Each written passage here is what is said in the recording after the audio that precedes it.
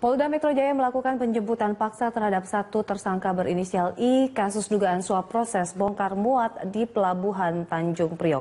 Penjemputan dilakukan di Bandara Soekarno-Hatta karena tersangka I baru saja dari Kanada. Tersangka tiba di Terminal 2E Bandara Cengkareng, Tangerang, Banten sekitar pukul 20.15 waktu Indonesia Barat. Satgas Polda Metro Jaya mengatakan penjemputan paksa dilakukan karena khawatir yang bersangkutan melarikan diri dan mempersulit proses penyidikan. Sementara itu di Krimum Polda Metro Kombes Krisna Mukti mengatakan saat ini tersangka telah dibawa ke Mapolda Metro untuk dilakukan pemeriksaan secara intensif dan belum diketahui apa yang bersangkutan akan langsung ditahan atau tidak.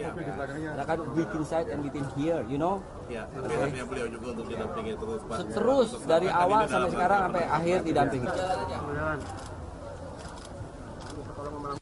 Hari ini penyidik Satgas Polda Metro Jaya melakukan penjemputan dan penangkapan terhadap saudara I atas kasus tindak pidana yang terjadi pada proses penerbitan surat persetujuan impor, dan yang bersangkutan setelah ini akan dibawa ke Polda Metro Jaya untuk dilakukan pemeriksaan, dan yang bersangkutan juga dari mulai penjemputan dan penangkapan selalu didampingi oleh. Selain menahan Dirjen Perdagangan Luar Negeri nonaktif Partogi Pangaribuan, Satgas Dwelling Time Polda Metro Jaya telah menjemput paksa seorang saksi berinisial L.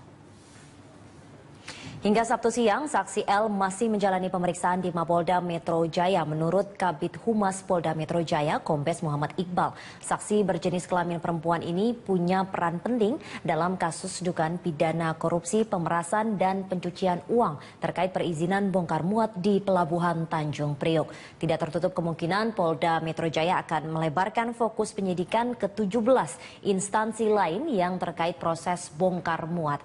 Ditjen Perdagangan Luar Negeri Kemendak punya peran paling besar dalam proses perizinan bongkar muat. Karena dari 114 jenis perizinan, 38% diantaranya dikeluarkan oleh instansi ini.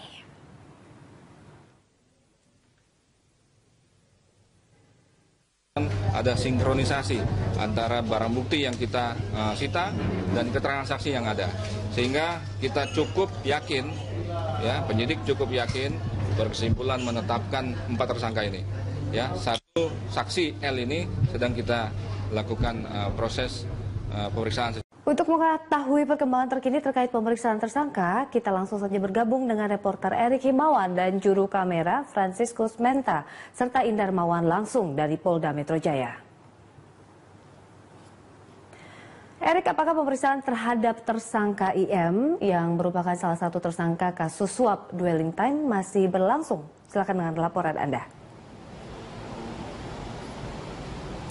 Ya Indri, tadi inisial IA itu tiba di Reskrimsus Polda Metro Jaya sekitar 1 jam yang lalu atau pukul 21 waktu Indonesia bagian Barat. Ya tadi tersangka ini tidak memberikan sepatah kata dan langsung masuk ke ruang penyidikan yang ada di Direktorat Reserse Kriminal Khusus Polda Metro Jaya. Dan tadi juga Direktur Kriminal Umum Krisna Mukti juga tadi sempat memberikan pernyataan kepada wartawan bahwa saat ini tersangka dengan inisial IA ini masih akan diperiksa selama 1 kali 24 jam dan nanti setelah itu baru akan dilakukan penahanan. Dan saat ini jumlahnya ada 4 tersangka yang memang sudah berada di Reskrimsus Polda Metro Jaya, diantaranya adalah Partogi Pangaribuan yang juga adalah Dirjen Perdagangan dari Kementerian Perdagangan, dan juga ada pekerja honorer yang diduga adalah anak buah dari Partogi. Sementara ada satu inisial ME yang adalah importir yang diduga melakukan suap kepada Partogi. Dan memang saat ini Indri dan pemirsa, bahwa tadi juga di Reskrimsus Polda Metro Jaya menetapkan satu lagi tersangka, yaitu dengan inisial L yang tadi pagi itu dijemput paksa oleh Satgasus Polda Metro Jaya. Sehingga saat ini Polda Metro Jaya telah menetapkan 5 tersangka dari kasus suap dwelling time yang ada di Pelabuhan Tanjung Priuk. Sementara itu Indri dan Permisa, bisa kita ketahui bahwa dwelling time ataupun bongkar muat yang ada di Pelabuhan Tanjung Priuk itu mempunyai 3 tahapan, yaitu pre-custom clearance, custom clearance, dan post clearance. Dan memang saat ini pada pre-custom clearance lah yang memang saat ini memakan waktu cukup lama. Yang memang dari total 7 hari surat-surat izin yang diurus di pelabuhan itu 38% diantaranya itu lama memang berada di custom clearance, yaitu tahap penyimpanan dan penyiapan dokumen peti kemas yang ada di Pelabuhan Tanjung Priuk.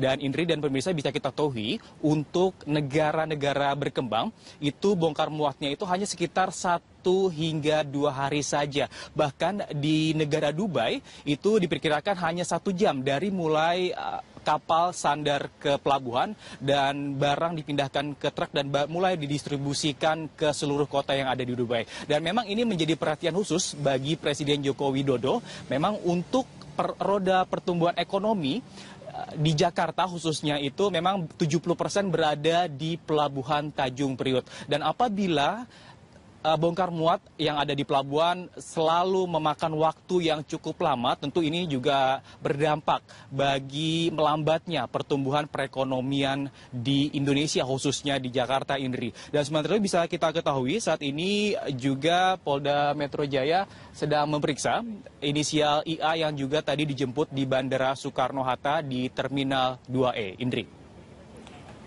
Ya Erik, apakah Anda mempunyai informasi mengenai kemungkinan tersangka IA akan langsung ditahan?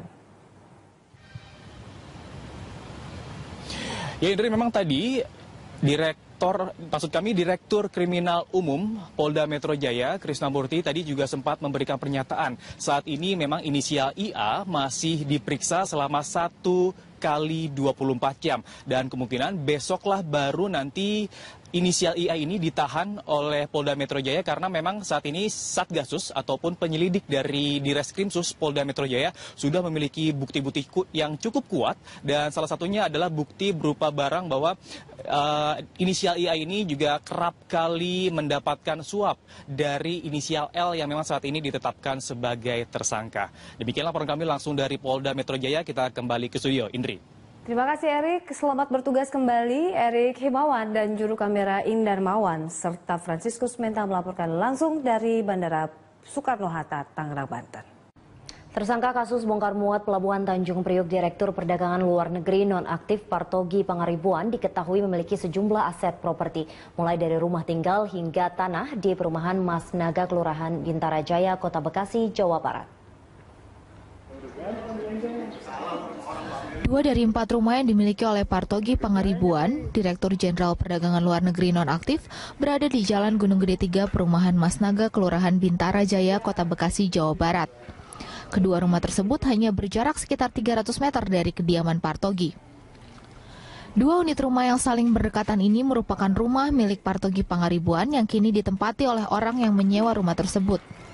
Rumah bernomor A620 dan A621 ini memiliki luas yang sama, yaitu kurang lebih 90 meter persegi, yang diduga merupakan rumah pertama dari Partogi ketika tinggal di perumahan Mas Naga, Bintara Jaya, Bekasi, sekitar tahun 1991 lalu.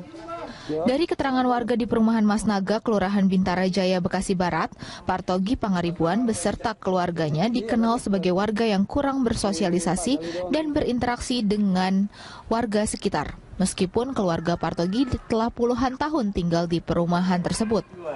Warga juga mengetahui bahwa Partogi Pangaribuan memiliki 4 aset rumah tinggal serta sebidang tanah yang dijadikan lokasi parkir mobil tepat di samping rumah yang digeledah oleh Satgas Khusus Polda Metro Jaya. Ketiga rumah milik Dirjen Perdagangan Luar Negeri nonaktif tersebut kini dikontrakan. Dan 1 rumah yang ditinggali oleh Partogi beserta istri dan ketiga anaknya, yaitu kediaman yang digeledah oleh Satgas Khusus Polda Metro Jaya Jumat siang. Saya nggak begitu dekat, tapi cuman setahu saya orang lama di sini tahun 91, saya nggak begitu kenal dia lah. Artinya kalau sama-sama orang lama saling kenal. Ya saya nggak kurang ini lah, sosialisasi sama tetangga enggak lah. Udah berapa lama Pak keluarga Pak Partogi tinggal? Sebelum tinggal sini dia di belakang rumahnya ada rumah dia juga kan. Oh, punya berapa rumah di sini? Setahu saya ada 2 lagi. Ada 3. Berarti totalnya ada 4 rumah. Sebelahnya lah halaman kosong dia juga. Dari keterangan warga, harga untuk rumah dengan ukuran lama dan bangunan awal di perumahan Mas Naga ini berkisar 500 juta rupiah. Sedangkan untuk harga rumah yang ditinggali oleh Partogi dan keluarga yang sudah mengalami renovasi kurang lebih bernilai 2 miliar rupiah. Dengan 4 aset rumah tinggal dan sebidang tanah, diperkirakan aset Partogi Pangaribuan di komplek perumahan Mas Naga mencapai 4 miliar rupiah. Agung Daryono, Berita 1, Bekasi, Jawa Barat.